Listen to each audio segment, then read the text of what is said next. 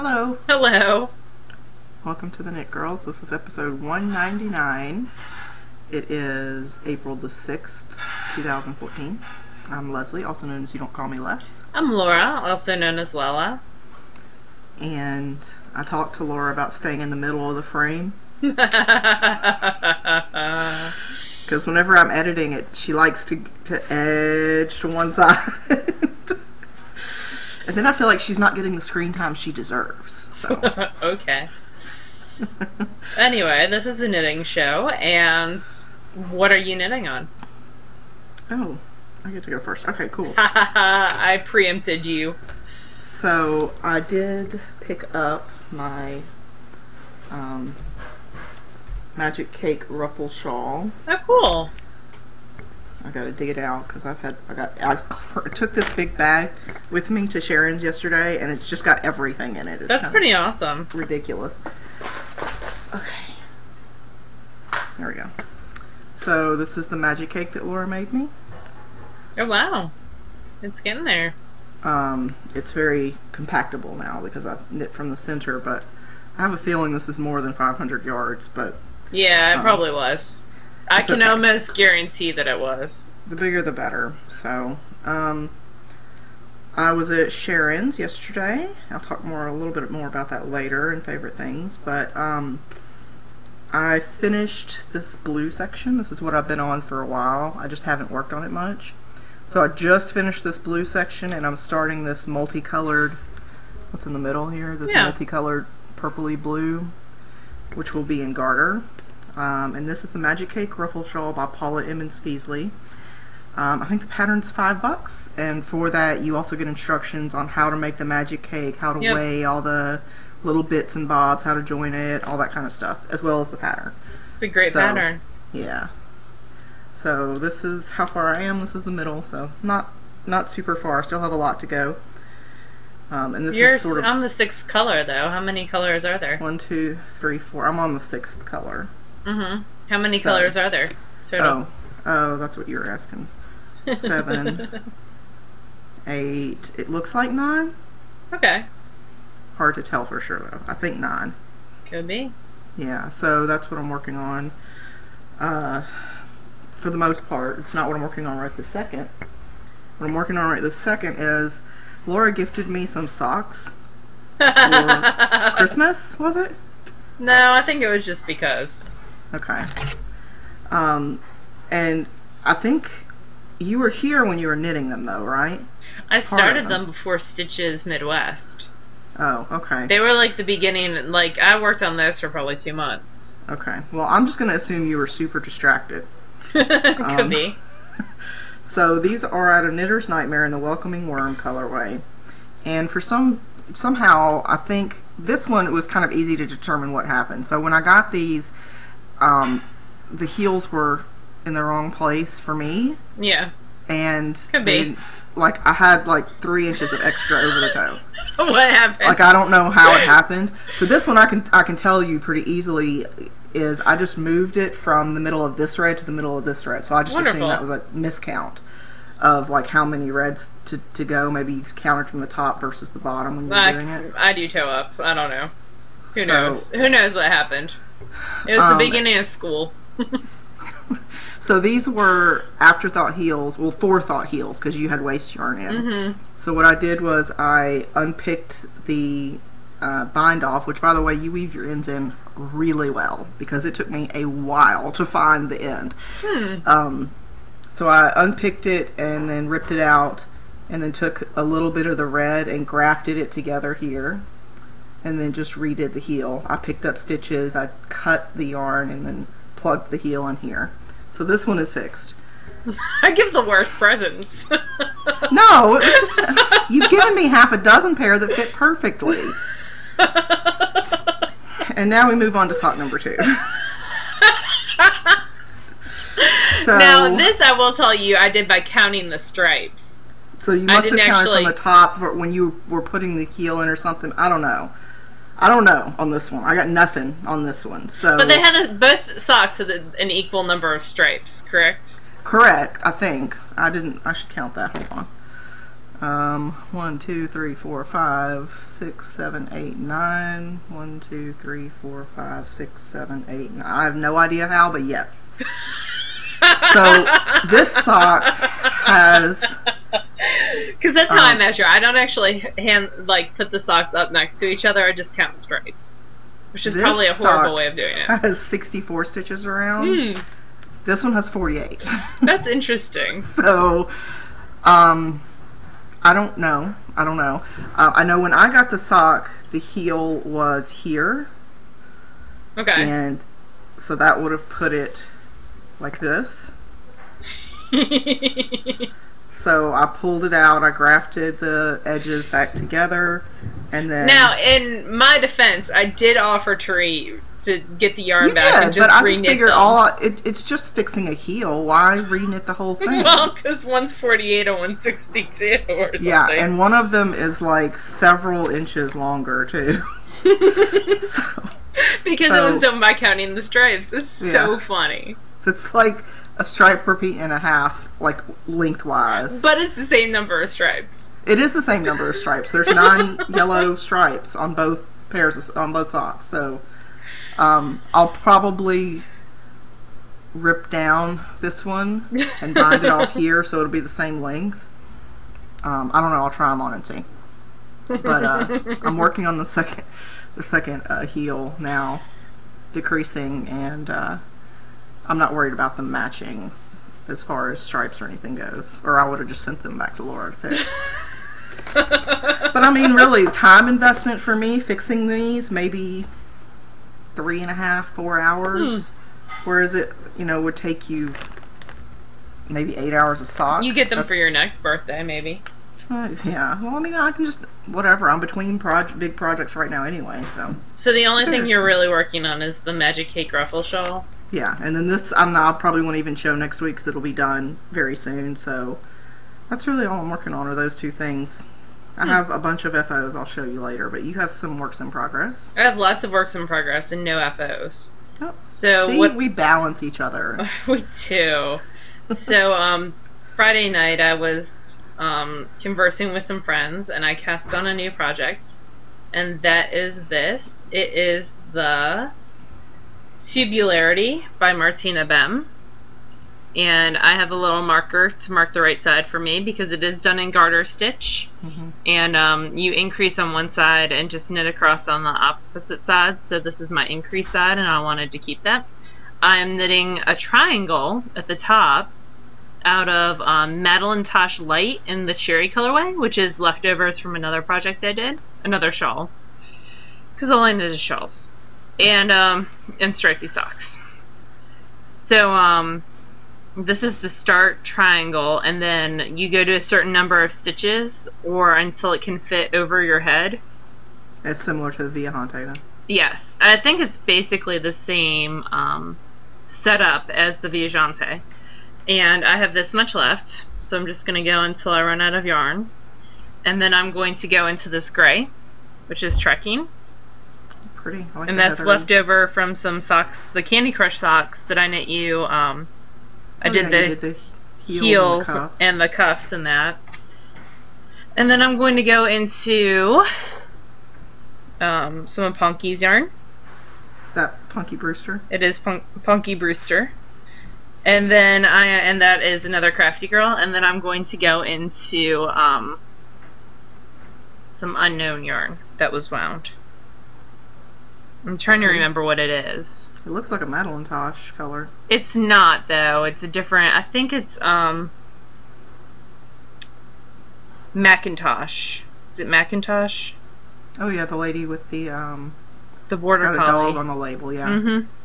I think it's that. And I don't know that she's still dying at all. We haven't seen her recently. I don't know. A couple of years, actually. She might be.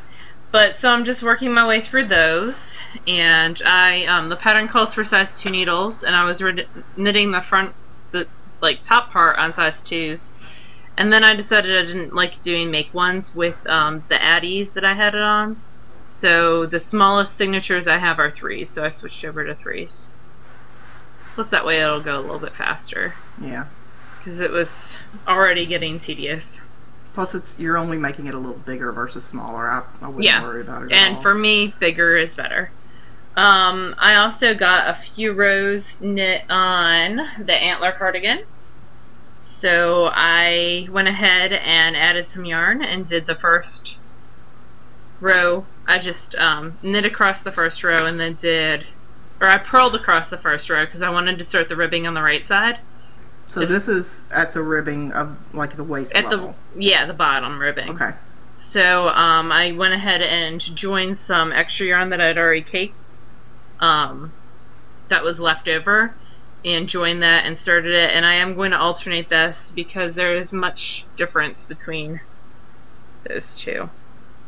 So I need to wind this one. This is what I had ripped out and washed.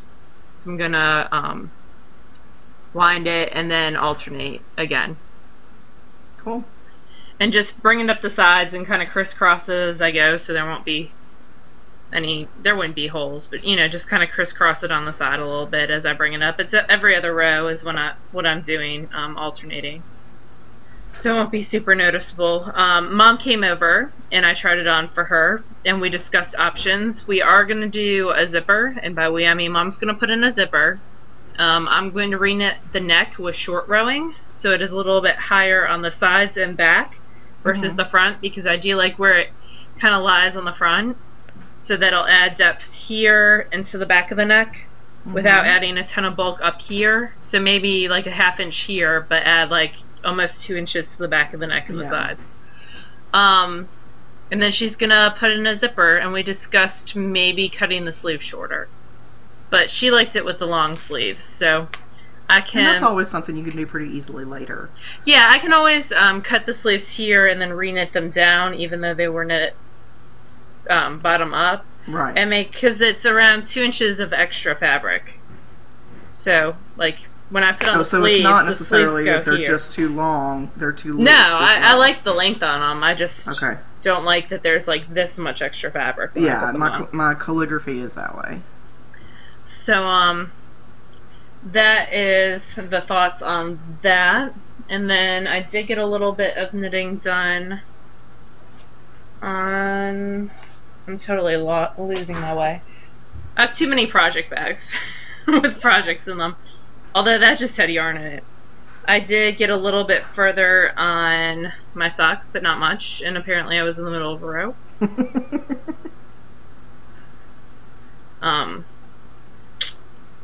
Let's scooch those back on. Maybe a row, maybe 2 rows. Yeah, not much. Not much. So these are Lollipop yarns in Be My Huckleberry, I think.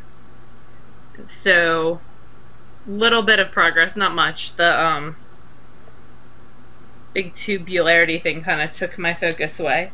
And then the other day I was working on my Red Robin, which I still love. But I was trying to do, so I finished the knitting, really. What I'm doing is the bind off. And I had bound off using, see, I think I might rip this out again.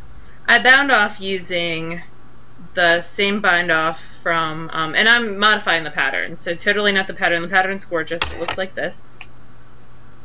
I extended the textured section, and I also extended the garter section. And I was knitting on this during the talent show that my middle schoolers did. So, the last bit of garter was done on Friday.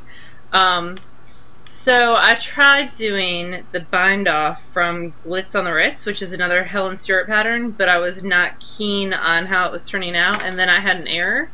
So I ripped that out, and so then I started the bind off from My Hope, which is also a beaded bind off, because I wanted to add a little bit of weight. But I'm not completely sold on that. The beads I'm using are these, and actually I'm a little bit concerned, because it's only 9 grams, that I'm not going to have enough beads. I know I'm not going to have enough beads. Yeah, I don't know why I even thought of that I would have enough beads in this just to do a beaded bind off. So I think I might rip it out again and just do a plain bind off. I haven't decided. the beaded bind off's not really working for me, and with the structure of the yarn, it's almost adding too much weight to it.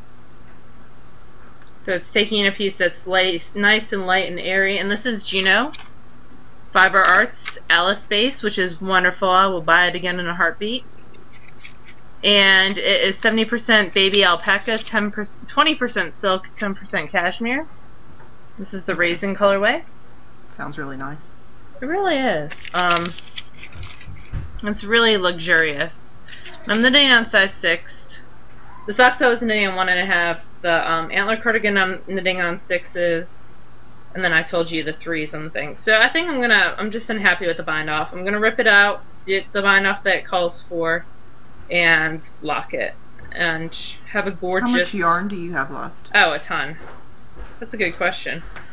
So even extending it by a good like 15 rows, I still have that much yarn left. Because the pattern calls for these really cool tassels that go on the ends and kind of weigh it down. Eat up yarn, yeah. But I'm not a tassel person, which is why I was thinking the beads. It might go in timeout for a little bit. So what about maybe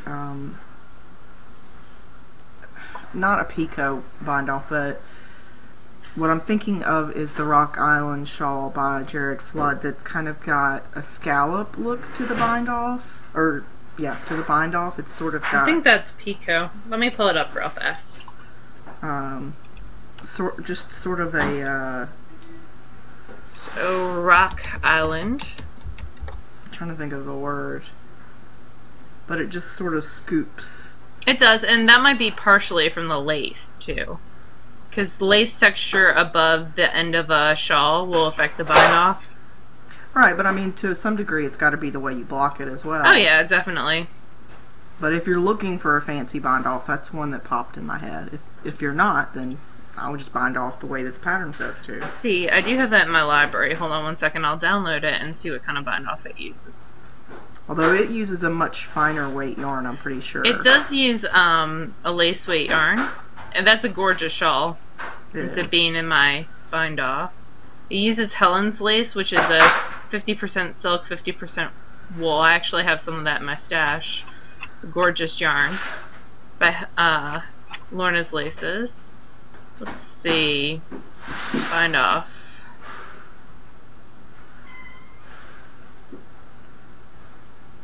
Knit two together, knit one.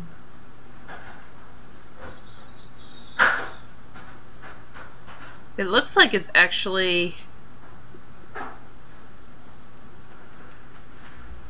It's the edging on that's knit sideways. Oh, applied. It's an applied edging. Oh, okay. So it's not... It's Kitchener together. So it is the lace that's adding that zigging in and out. It's the combination of... It's just a thought. Increases and decreases. No, it's a good thought. It's really pretty. It just, because it's an applied lace. Now, I could do an applied lace to the bottom of the shawl, but it would... Then you would be redesigning it. Yes. And it's such a lovely design. Helen does a great job. So do you have any other works in progress? No, that is it. For showable works in progress. I do have a secret knitting, which I will talk about in like 3 more months, when y'all can see it. Okay, well I have some FOs. I want to see your FOs. I'm very excited. One of us should have FOs. The first one looks kind of silly until you put it on. And this is that's my favorite kind of FO. This is another Crafty Girl in the Mona Lisa color.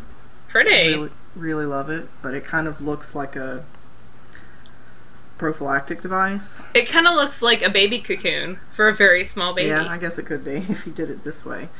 It's knit in bulky weight. But that's my favorite. Yeah. I might rip it out and do something looser, like a looser gauge. I wanted to use every single bit of this yarn, and I almost did. So, did you design that pattern yourself? Did you make it up? Yeah, I just cast on, I want to say like 54, maybe 56, and then just knit. Wow, that's not a whole lot of stitches cast on. Yeah, but it's a bulky weight too. Yeah. So. And you knit that on size 10 needles? Mm-hmm. Size 10s. And I knit it in couple hours sitting around and talking with people because it's bulky, so it goes super fast. So, yeah, I love how the color like almost striped in that. Yeah, it did. It striped really well, and I really like the base a lot. It's nice and squishy. I think it takes well to ripping. I think it would be more flattering if you had, if it was a little bit looser. Like once you did the ribbing, maybe increase 5 stitches across the whole piece, or 4 if you wanted a number divisible by 4. I don't know. I haven't decided yet. I might. It's too stiff, so I'm going to have to rip it out, really. I'm just putting that fact off. Regardless of who I give it to, it's too stiff. It can stand up on its own, so...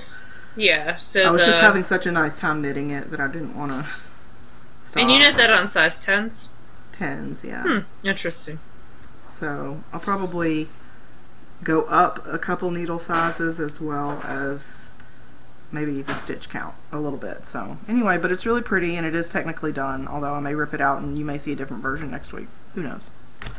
I would rip it out. You don't seem happy with it. You just want me to rip it out. No, that's not true. Oh crap. I'm dropping things. Oh, bracelet. Alright. What else do I have this week? I could know if I looked at the show notes. Oh, I've got the socks that I was working on last week. Yeah, the socks on the plane. Yep, I finished those. I have a needle stuck through them. One of them needs the ends woven in. The other one already has the ends woven in. I had a bunch left over. I typically do just because I don't make my cuffs really long. But I don't mind having leftovers. So there's so many patterns out there right now to use little leftovers up with. And that's also great for preemie hats for like Project Caroline. Okay. Or the SSK knit along. Or the SSK knit along. So these are out of Magic and Moonshine in the Your Mother's Kitchen colorway, which Laura helped Amy Farby Monkey pick out at the Vicksburg Fiber thing. Magnolia Fiber Festival. Magnolia, whatever, Mississippi Fiber Fest. I'll be there again this year. So these are the socks on a plane, which is a free pattern that Laura published. And it's got a little cable detail up mirroring sides. You can put it on the same side if you wanted, but... my original ones have them on the same side. I did the Fish Lips Kiss Heel. These are the first pair of toe-ups I've done in a while. And I don't really know why, necessarily. But I think it's because I hate having to try to guess where to put the heel in. And with top down, you just put it in when you're ready, and then you knit until it's, you know, at the bottom of your big toe, and then you start decreasing. Whereas you have to sort of think, for me, it's harder for me to guess accurately when I'm doing toe up. Which there's probably an awesome, like, mnemonic way to remember Well, it that, just depends on what kind of heel you're doing, because the structure of your heel, how many stitches it works over, will change where you place it. But usually 2 inches from your total length is a good... That's what I ended up doing for this rule of thumb. So these I finished in a little over a week. And then today, this morning, I was getting all of our dirty clothes downstairs so I could... Your sock drawer is going to look awesome. Start the long process of doing laundry for myself and 2 boys.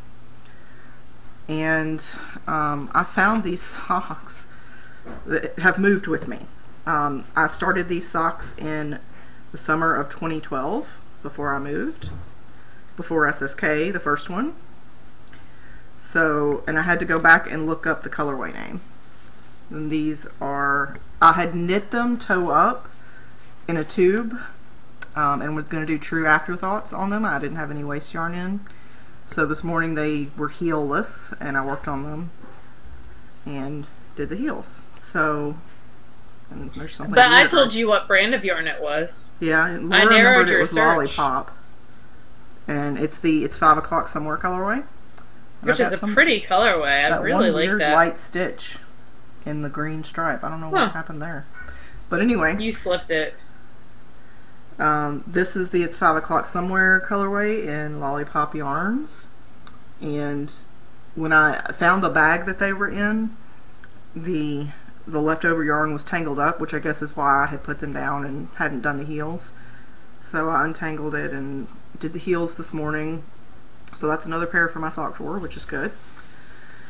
And I think that's all of my FOs.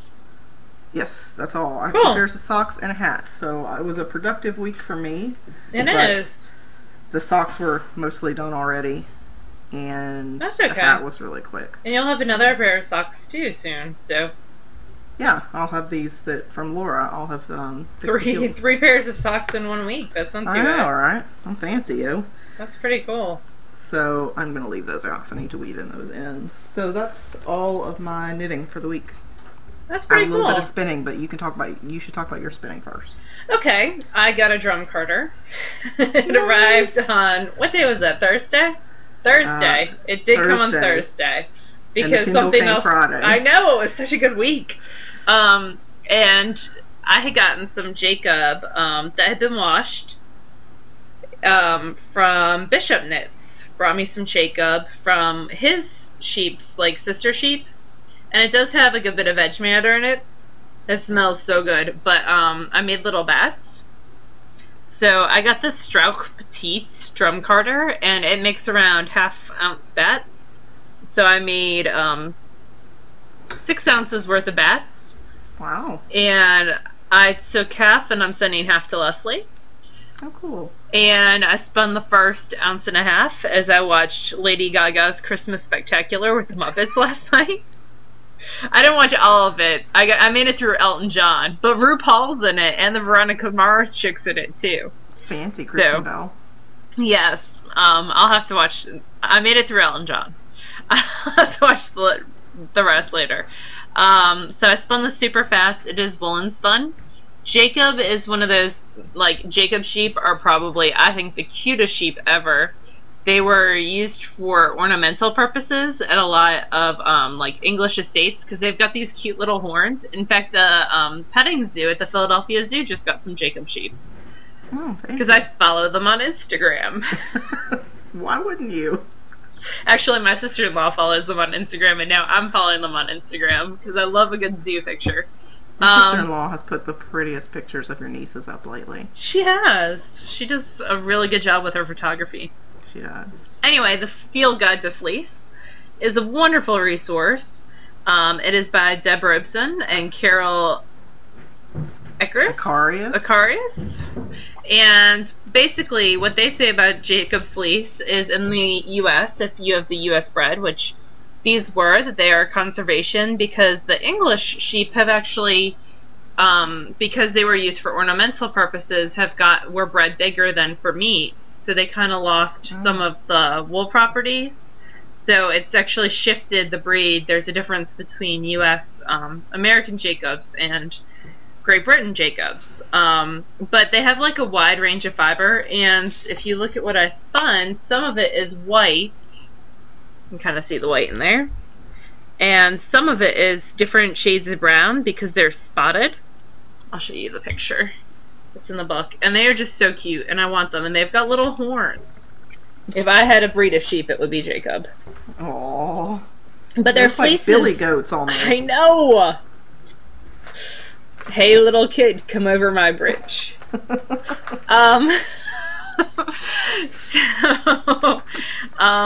But their origin is England. Their fleece, Becky, my sister, actually got one of their fleeces at Maryland Sheep and Wool this past year. Oh. And they typically range from 3 to 6 pounds, 3 inches to 7 inches in staple length. This had a staple length, and staple length is the length of the individual fibers.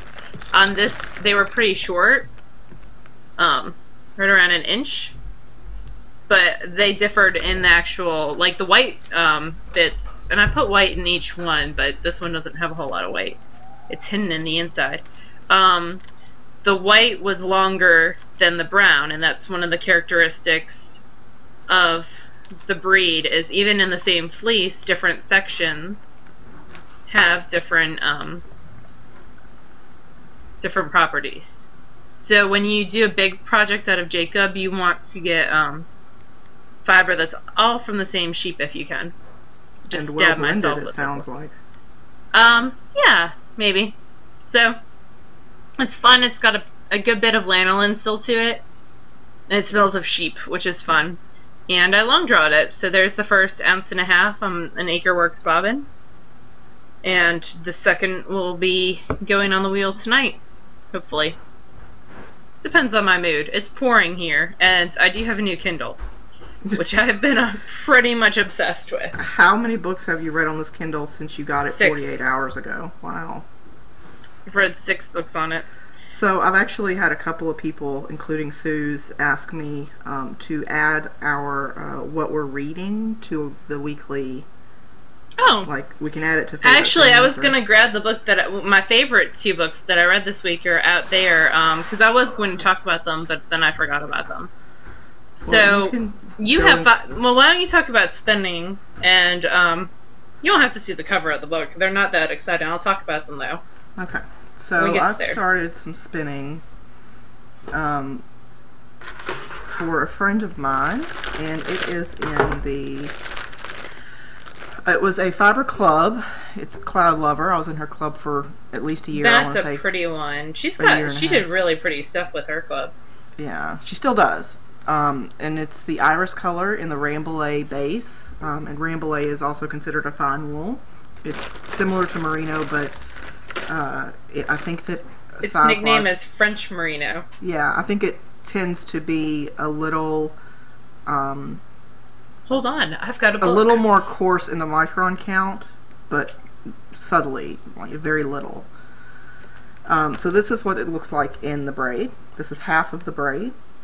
It's a merino cousin with a bit more bounce. Okay.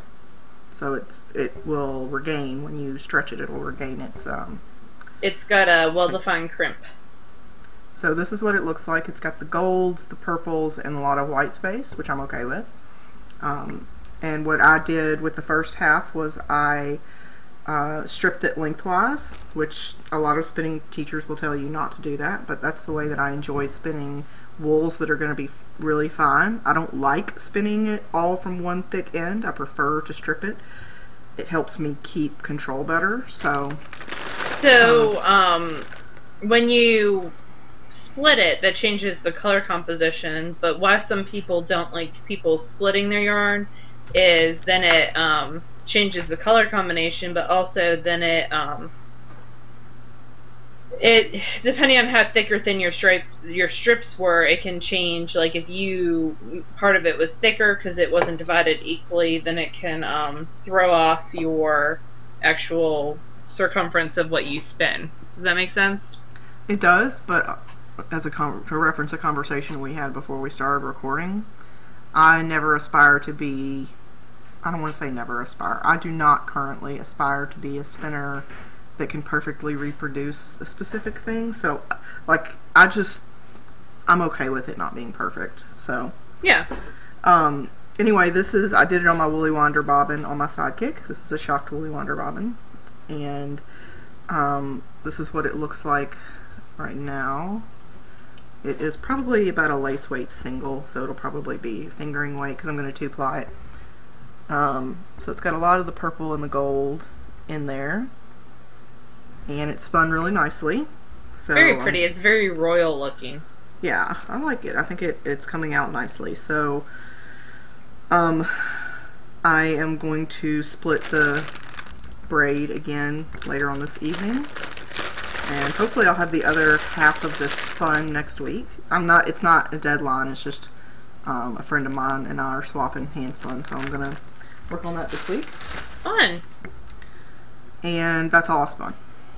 It's pretty. I like it. Thank you. I like it too. I've never spun a Rambouillet. This is... I think the Captain Tight Pants was the first Rambouillet I spun, and I really enjoyed that. But this is definitely a different base, but it's still spinning. It's spinning really nicely. I don't particularly love spinning merino. I mean, I enjoy it fine, but I tend to enjoy something a little toothier, like a BFL, or on the total opposite side of the scale, something with silk that's really slippery. So a merino, I don't know. It's just not as exciting for me. Sounds like you like longer staple lengths versus shorter staple lengths. That may very well be true. So that's all the spinning. We have, let's see, we have a question that relates to spinning, so we'll go ahead and talk about that before we review a book. So we've had tons of people ask about reps per inch, and Leslie and I are not the authorities on reps per inch, but we can tell you a little bit just from the information that we've gathered about reps per inch. A couple of years ago in Spin-Off, and my sister and I and Leslie and I have had separate conversations about this in like the past week. So it seemed like it was very yeah. So a couple of years ago in Spin-Off, there was an article about, and Spin-Off's an interweave spinning publication, about reps per inch, and how reps per inch is not really a consistent uniform unit of measurement. And from what I've read, I was just reading the Sarah Anderson book, which is wonderful, and that is the Big Book of Hand Spinning? The Spinner's Book of Yarn Designs. Okay. She talks about reps per inch as not necessarily a unit to judge yourself against others, but a unit to judge yourself against yourself. Yeah. So if you spin consistently and then you, let's go into what reps per inch is first. So reps per inch, if I have a ruler that's an inch, and usually I have one around, oh, here's, do I have a reps per inch tool in here? I usually do. There's one. Alright. So this is a fancy reps per inch tool, and it's got both an inch measurement right there and a 2-inch measurement. And reps per inch is if you wrap, actually like lay the yarn over and it twists over there, and it's side by side but not like on top of each other, how many times it wraps in this space over an inch. How many lengths of yarn can you wrap around so a picture would be worth 1,000 words. This is from Spinner's Book of Yarn Design. And so like if you're wrapping it around like that, and you don't want to add twists as you're wrapping it, so basically what you're doing is rolling it onto it rather than wrapping, because if you're wrapping it like that, you can see that she's adding twist, and you don't want it. You want it to look more like that. And she references Patty Z as a person who has done, that she uses, who kind of figured out reps per inch for her using that piece of flat ribbon, so you can kind of see it. So it's a unit, so how I wrap something around, grab some yarn, and I'm supposed to be rolling it on and not actually wrapping it. So if I roll it, yeah, that.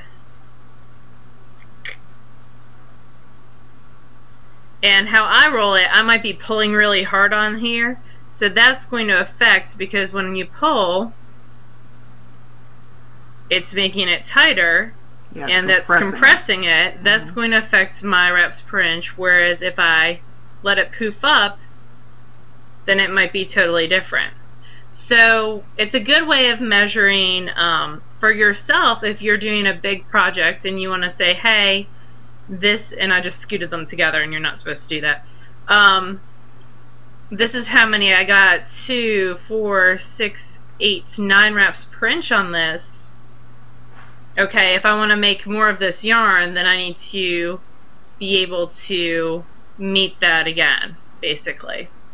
Versus there are charts that give you industry standards, and a good one is the Bellwether has a chart. Let me pull that up. I think it's askthebellwether.com or something. So her chart, it's askthebellwether.blogspot.com. Okay.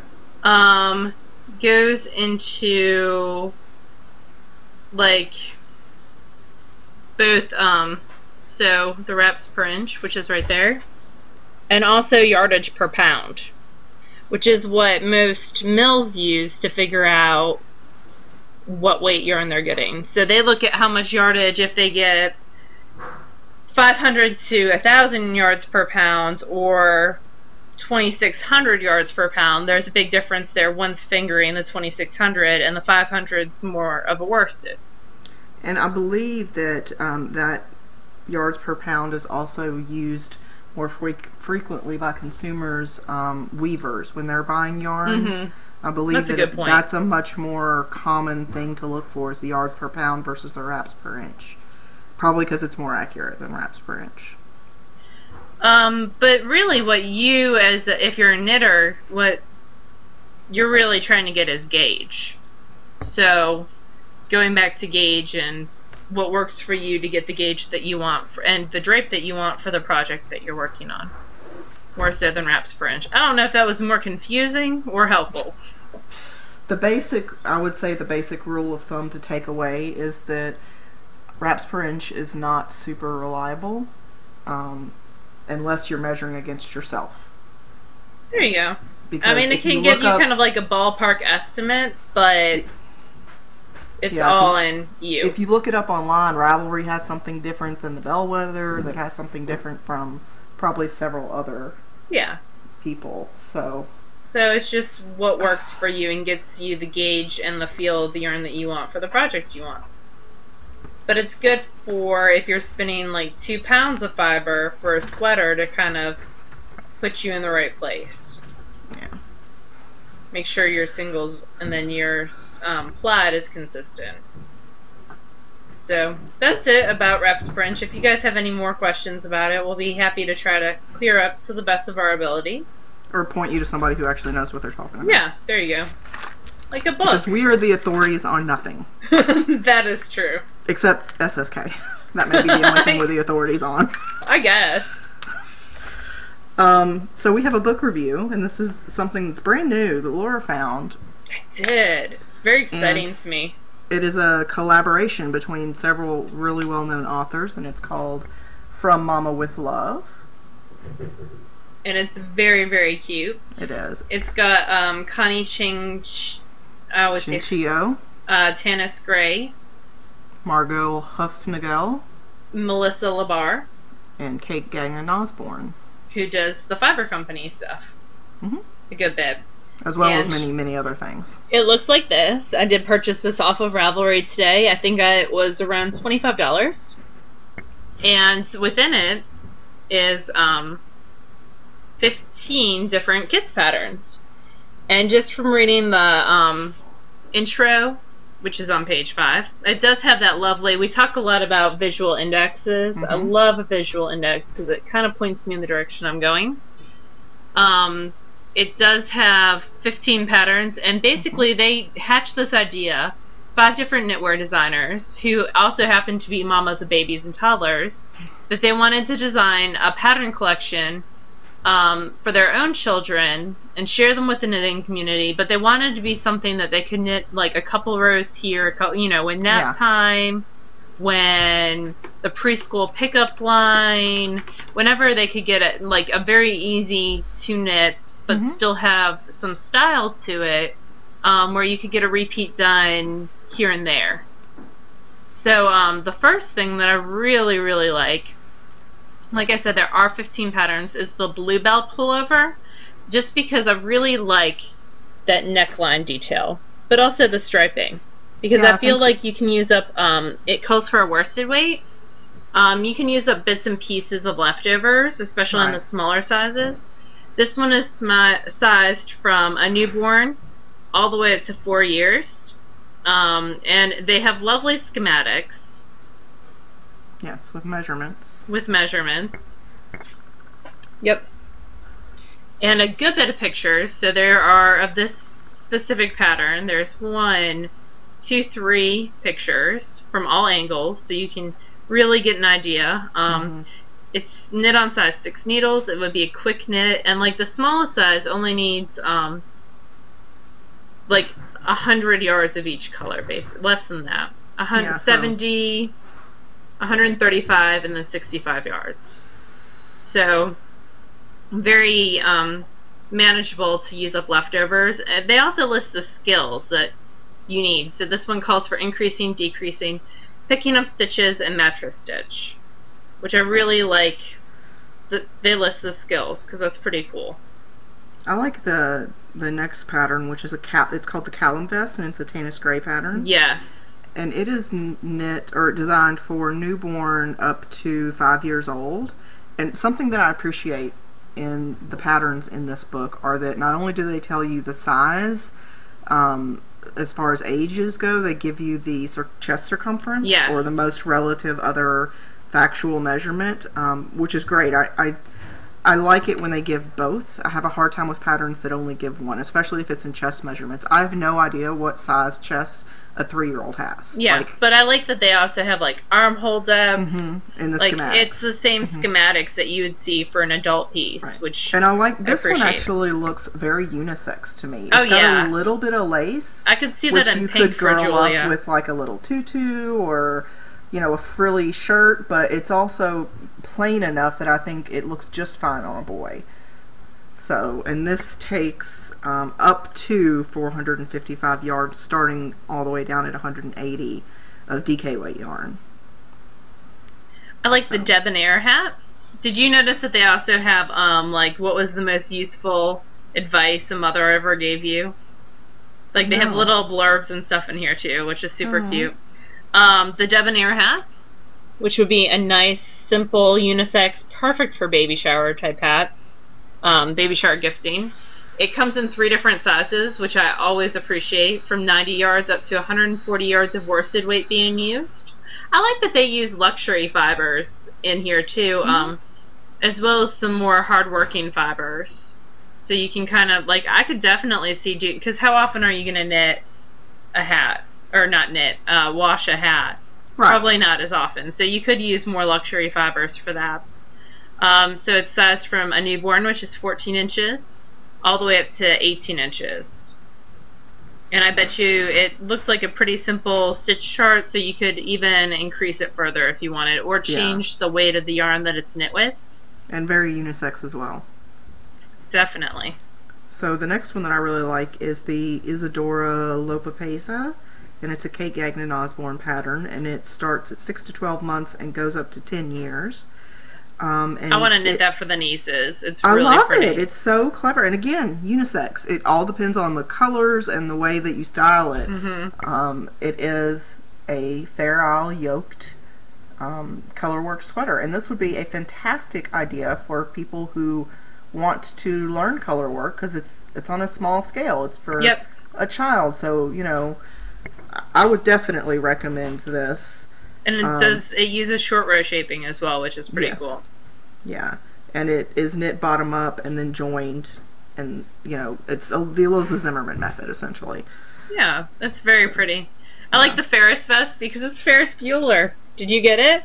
Oh, it's a Ferris Bueller vest for a little one. I love my 80s pop culture references.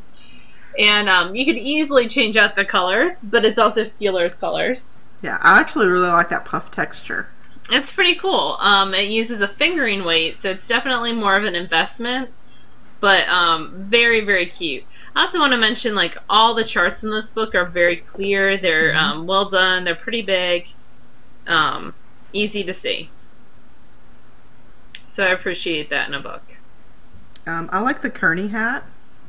And of course I like the color that it's knit in as well. And this is another Connie Chang Chinchillo, and this is sized from newborn up to 4 years. But I think that you could probably get away with making it for older kids just by changing the weight of the yarn. It's knit in fingering weight, so you could just go up from there. But again, it is very unisex, but it's not boring. Like, it's got a really cool cable detail at the brim, and then it simplifies for the crown decreasing. And there's definitely a lot of techniques in this book, so if you're looking to learn some new techniques, some short rows or cables or color work, baby garments are small enough that they're easy to get your feet wet. The next, I love the Kyle vest. It's knit sideways, which is a great construction, especially in little babies, because babies are little rectangular things that don't need a whole lot of shaping. But it's knit out of Dreaming Color Groovy, which is a bulky weight, so I could see this going very fast. And the smallest size takes 130 yards of a bulky, so you could knock that out pretty easily. It's sized from 6 to 12 months all the way up to 3 to 4 years. I think Alice would love that. I wish it was sized actually a little bit bigger so I could go all the way up to Julia's size because she's going to turn 5 soon. But with the chest measurements listed, she's a skinny little thing. She might, if I increase it so I would cast on maybe a couple more stitches, I could increase it that way. Yeah. Very easy to modify a lot of the patterns in here as well. I like the Lulu long vest, which is a Melissa Labar colorway, or Melissa Labar pattern, I apologize. And it is sized from 3 months to 2 years. But I think this is something that would be great to grow with the child, because you can start it almost, for a girl anyway, you could start it almost as a long dress with leggings, and then as they grow, it'll shorten up, but they could still wear it. I think that's Very really cute. I do wish that it came in sizes above 2 years, but you know, at this point I could figure it out myself, but if you were just beginning, you may not be able to.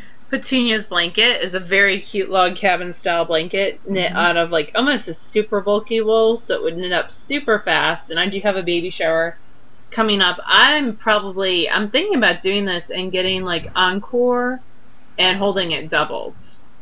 Yeah, that would go fast. Because it is a bulky and it would go super fast.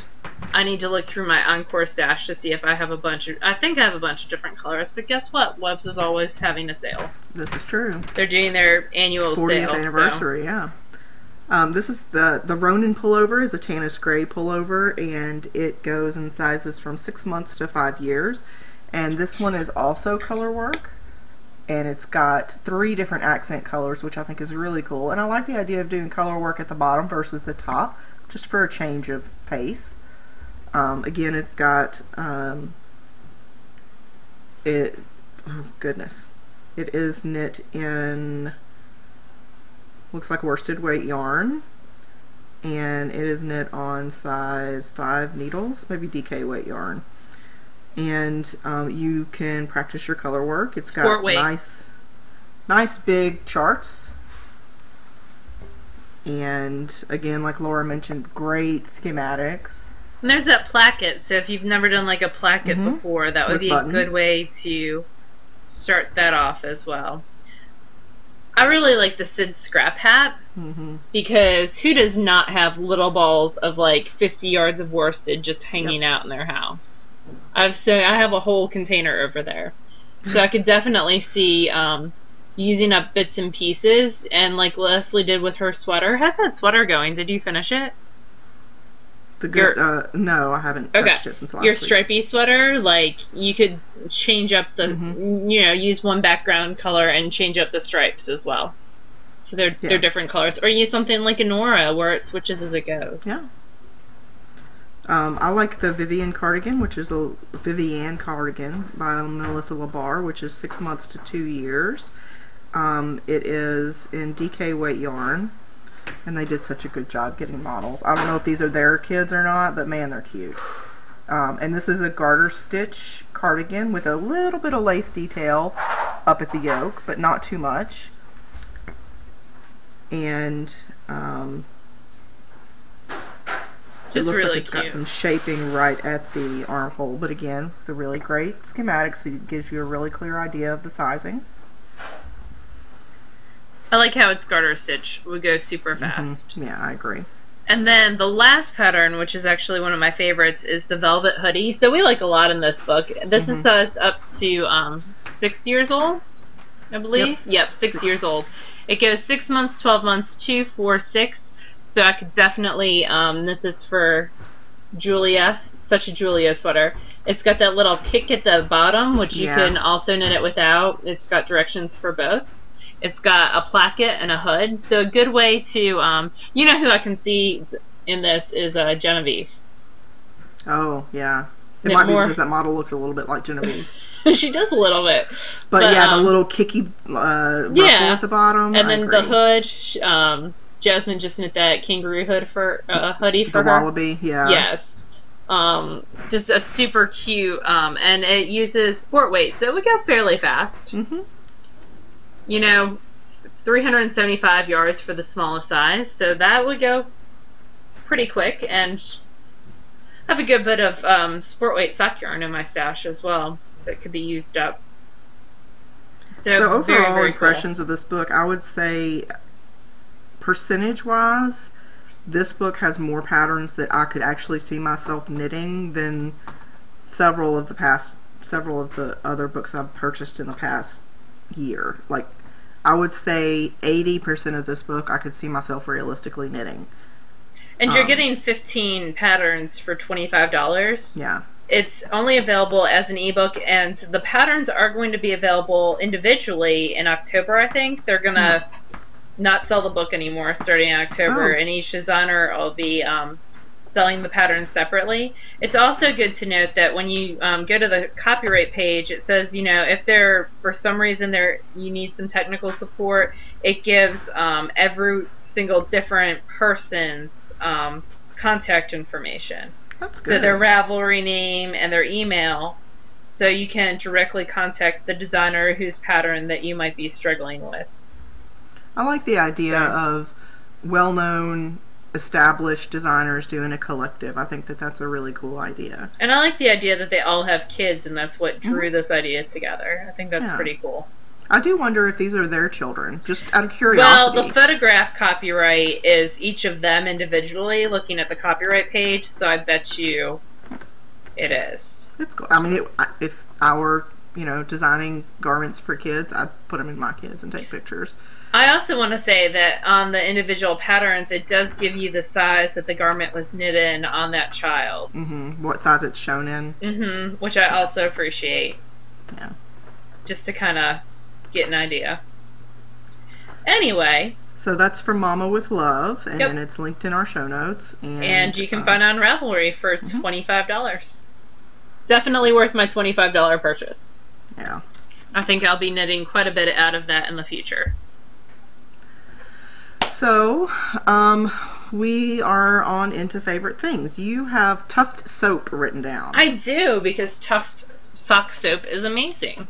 So Tuft Woolens, who is Martha, I purchased some of her sock soap. So she used to work for a well-known company, and she's like a chemist, and so her soap kind of reflects that. She has a bunch. So I got the sampler. So there's wee little bars like this, and there are like 6 different bars, so I could just try it out. And the sock soap you run under cold water. You just, as you're getting your water ready to soak your socks, and you just lather it up and then stick your socks in it and you rinse. I've washed probably 15 pairs of socks with it in the past 2 weeks, and I just love it. And it makes my socks smell fabulous even after they've been rinsed. She also sells bath bars as well. I know Carrie sold them at YarnCon this weekend, but that's Tuft Woolens. And I think she might replace some of my soak purchasing in the future.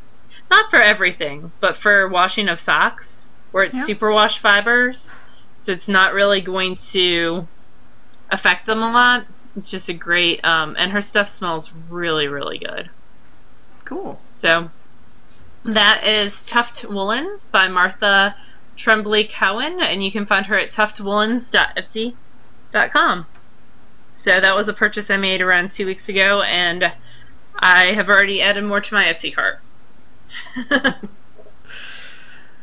Well, that's cool. I haven't tried that yet. Maybe I'll get a sampler and see. I should send you a small bar, but not lavender. No, I'm not a lavender fan. So, like I mentioned earlier, a few people have asked us to talk briefly about any books that we're reading or any that we recommend. I'm reading the Mistborn trilogy, which I bought all 3 of them. I downloaded a sample, and I liked the sample, so I bought all 3 of them. It was like $9 or $10 for all 3. And I really like, it's sort of fantasy alchemy related, kind of. Okay. And not fantasy, maybe sci-fi, but it's not outer space, it's Earth, so I don't really know what the right term is for it. Sort of an alternate reality sort of thing. But that come into play? Like, are there a lot of science elements that come into play? No, metals and how it's hard to describe. But I like it. I mean, it's by Brandon Sanderson. Is that the guy? Is that who it is? Mm-hmm. Okay. Yeah, it's the same guy who wrote the Steelheart, and I'm enjoying it. So I'm I think I'm like only 11% done with the whole trilogy, so I've still got quite a ways to go. Are those more adult or young adult or I kids? would say there's a lot of politics, so I would say probably not young adult, probably just fiction in general. Okay. Just because there's not as much action necessarily as there is in Steelheart. It's much He's one more of those authors that does both adult and YA books. It's good. I mean, I recommend it. I would recommend at least downloading a sample and seeing if it's your style. Yeah, that's the cool thing about ebooks. Amazon and yeah. Cool. So what about you? What are you reading? I went on a Gary D. Schmidt binge this week. I read 3 of his books. My favorite by far would be Okay for Now, which is actually a spin-off of Wednesday Wars. I think both Wednesday Wars and Okay for Now are fabulous books. They are definitely on the upper kids level, probably 12, because there are some politic elements to it. They are historical fictions that take place during the Vietnam War. But, so Wednesday Wars has more political things, like they practice getting under their desks at school for the atomic bomb. But it's very tongue-in-cheek. They're first-person narratives. And I really like them because they really go into the impact that teachers can have on kids. Cool. So for me, that was very, very interesting. And I enjoyed it, but also Okay for Now goes into kid's got a rough life. He gets beat up at home by both his older brother and his dad, and the cops are always at the house, and his dad's usually running a con of some kind. So it's a happy story. But, well, there'll be some tears falling in it, but he finds his way by going to the library. He kind of sneaks in trying to avoid his brother one day and goes up to the second floor and sees one of the Audubon books, which I'm not that familiar with Audubon and his illustrations, but so I didn't realize that there are these large books that were illustrations done by John Audubon, and libraries would actually sell them off. So they would sell off the pages in the books one by one, the illustrations, to collectors to help fund collection purchases, other collection purchases. Wow. So that was really interesting. And so this kid goes on a quest really to, he has a mission to try to reclaim all the pages in the book. But he gets in some trouble along the way. Both of them are very much worth reading. I enjoyed both a lot, and I like that tongue-in-cheek first-person narration, so I highly recommend them. They're pretty cool. Awesome. And I read, if you're really interested in what I'm reading, I would suggest following me on Instagram, because most of my YA and kids things that I read, I put up there. But I also read a book about a boy whose mother abandons him in Arcadia National Park, which is in Maine. And she's bipolar, but he doesn't want to go to the authorities because he's afraid that then he'll be removed from the home. And it's just him and his mom. And he doesn't know what's happened to her. She's not picking up her phone. And so he decides that he's obsessed with elephants. He's going to go see an elephant. It reminded me of Lucy the elephant.